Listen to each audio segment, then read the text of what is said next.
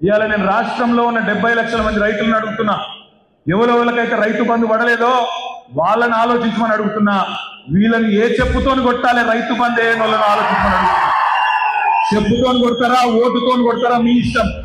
చెప్పుతోని కొడతారా, ఓటుతోని కొడతారా ఈ ప్రభుత్వాన్ని మీ ఇష్టం. కేసీఆర్ ఉన్నప్పుడు వారం రోజులు వేసిండెట్లా, వీళ్ళకు 2-3 నెలలైనా ఎందుకు వేయలేదు ఆలోచించమని చెప్పి నేను కోరుతున్నా. రైతులు ఆల్రెడీ మంట మీద ఉన్నారు. క్వింటాల్కి 500 బోనస్ అన్నాడు, ఇచ్చిండా? రేపు ఇస్తాడా ఏప్రిల్లో? ఇవ్వకపోతే రైతులు ఊకుంటారా? సీరిసింత గట్టరు. 500 బోనస్ క్వింటాల్కు, మర్చిపోవద్దు తమ్ముళ్ళు, 500 బోనస్ ఇచ్చి తీరాలి.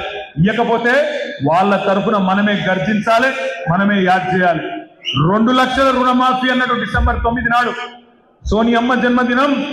2 లక్షల రుణమాఫీ. రైతులు మీరు పోయి ఉడుకురికి తెచ్చుకోండి. ఇప్పటిదాకా తీసుకోని వాళ్ళు ఉంటే డిసెంబర్ 8 దాకా ఓన్రి పోయి తెచ్చుకోండి, నేను సంతకం పెడతా అన్నాడు.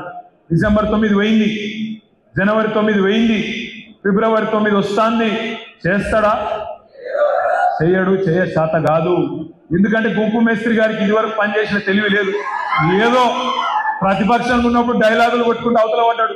నోటికి ఎంత వస్తాను తొర్రుకుంటా, కేసీఆర్ మీద భూత పురాణం ప్రయోగించుకుంటా ఒర్రుకుంటా తిరిగిండు, ఒర్రుపోతాడు తప్ప ఆయనకి ఏం తెలియదు. తెలియకేదో మాట్లాడిండు, ఫసాయించిండు. ఇలా కింద మీద పడతాడు. అందుకే నేను అంటున్నా, 2 లక్షల రుణమాఫీ చెయ్యనందుకు, రైతు భరోసా చాలు చేయనందుకు, రైతు భరోసా చాలు చేయకపోగా ఉన్న రైతు బంధు వేయనందుకు, తెలంగాణ రైతన్నలు రైతు బంధు అడిగితే చెప్పుతోని కొట్టమన్నందుకు రేపు ఓటుతో కొడతారు కరీంనగర్ లోక్సభలో కూడా కాంగ్రెస్ పార్టీని అనే మాట నేను మీకు విజ్ఞప్తి చేస్తా ఉన్నా. అందుకే నేను మీకు అనేది, ఈ ప్రభుత్వం 45 రోజులలోనే చాలా మందిని శత్రువులను చేసుకున్నది. పాపం మా ఆటోలు నడుపుకునే అన్నదమ్ములు వాళ్ళు మార్పు కావాలని ఆయనతో ఓటేసింది. అందరే లేదు, కొందరు వేసారు. అందరూ వేసారు నేను ఎట్లా అంట, కానీ కొందరు పాపం ఆటోలు నడుపుకునే అన్నదమ్ములు అదేదో బోర్డు పెడతాడట, నెలకిన్ని పైసలు ఇస్తారట, సంక్షేమం అట, ఏదో అవుతుందట, కేసీఆర్ మంచిగానే చేసింది కానీ ఈయన ఇంకా మంచిగా చేస్తాడట అని చెప్పి మీకు 2 సార్లు ఇచ్చినాం కదా, వాళ్ళకు ఒకసారి ఇస్తామని ఇచ్చింది. ఏమైంది ఇచ్చిన పాపానికి? ఇలా వాళ్ళ కొంప కొల్లేరైంది. వాళ్ళు మంట మీద ఉన్నారు. 6.5 లక్షల మంది ఆటో డ్రైవర్లు, వాళ్ళ కుటుంబాలు ఇవాళ రెక్కాడితే కానీ డొక్కాడని జీవులు, వాళ్ళు మంట మీద ఉన్నారు. వాళ్ళు ఇలా ఎదురు చూస్తాండ్రు, ఎక్కడ దొరుకుతారు కాంగ్రెస్ వాళ్ళు? రేపు జెడ్పీటీసీలో దొరుకుతారా, కౌన్సిలర్లు దొరుకుతారా, పార్లమెంట్లో దొరుకుతారా, సొసైటీ ఎలక్షన్లో దొరుకుతారా? యాడ దొరుకుతాడా కర్రు కాల్చి వాత పెట్టేందుకు 6.5 లక్షల మంది తమ్ముళ్ళు వాళ్ళు రెడీగా ఉన్నారు. మీరు చేయవలసింది ఒకటే. ఇప్పుడే వినోదన్న చెప్పిండు, 2189 బూత్లు ఉన్నాయి.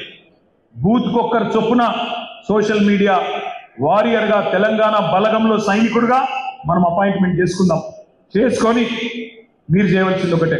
మీ ఊళ్ళో కూడా ఆటోలు ఉంటాయి, మీ ఊళ్ళో కూడా ఆటో అన్నదమ్ములు ఉంటారు. వాళ్ళ కాడ పోయి మాట్లాడియండ్రి, ఒక వీడియో తీసి మాకు పంపిండ్రి. మేము మీకు పంపించరు కాదు, మీరు కూడా మాకు పంపిండ్రి. వాళ్ళ ఆవేదన ఏంది, వాళ్ళు ఏమనుకుంటారో అడుగుండ్రి. మనం ఎన్నడూ అనుకోలే కొన్ని దృశ్యాలు చూస్తామని, ఎన్నడూ అనుకోలే. కేసీఆర్ గారు ఉన్నప్పుడు సమగ్ర కుటుంబ సర్వే చేస్తే ఏం చేసినాం? మీ ఇంటికే అధికారులు వచ్చింది, మీరు ఇంట్లోనే కూర్చోండి, కదులకుండ్రి, బొంబాయిలు ఉన్నోళ్ళు, దుబాయ్లు ఉన్నోళ్ళు కూడా దయచేసి రండి, వచ్చి మీ పేరు రాయించుకోండి అంటే మీరు ఇంటికాడికి వచ్చి ఇంట్లో కూర్చుంటే మీ దగ్గరికి అధికారులు వచ్చి రాయించుకొని పోయింది. మీ ఇంట్లో ఎవరెవరు ఉంటారు, ఏం సంగతి, ఇంటింటికి వచ్చింది రాలేదు ఆనాడు వచ్చింది. మరి ఇవాళ గుంపు మేస్త్రి గారి పాలనలు ఏమైతుంది? లైన్లు, క్యూ న్యూస్ చూడాలి, క్యూలు కట్టాలి, ఆగమాగం కావాలి. ఇలా క్యూలల్లో సొమ్మసిల్లి పడిపోయిన వృద్ధులు, పెద్ద మనుషులు, ఎరువుల దుకాణాల ముందు లైన్లు, విత్తనాల దుకాణాల ముందు లైన్లు, పవర్ కట్లు చాలైనాయి, మళ్ళా ట్యాంకర్ల దగ్గర కూడా లైన్లు చాలైనాయి. ఇది ఈరోజు వాస్తవ పరిస్థితి. అందుకే నేను అంటా ఉన్నా, ఎన్నడూ అనుకోలే మనం మళ్ళీ ఇట్లాంటి దృశ్యాలు మళ్ళీ వస్తాయని. ఎరువుల దుకాణాల ముందు లైన్లు, విత్తనాల దుకాణాల ముందు లైన్లు మళ్ళా కనబడతాయి అనుకోలే. ఇంకా ఘోరం ఏంటంటే కళలో కూడా ఊహించని దృశ్యాలు.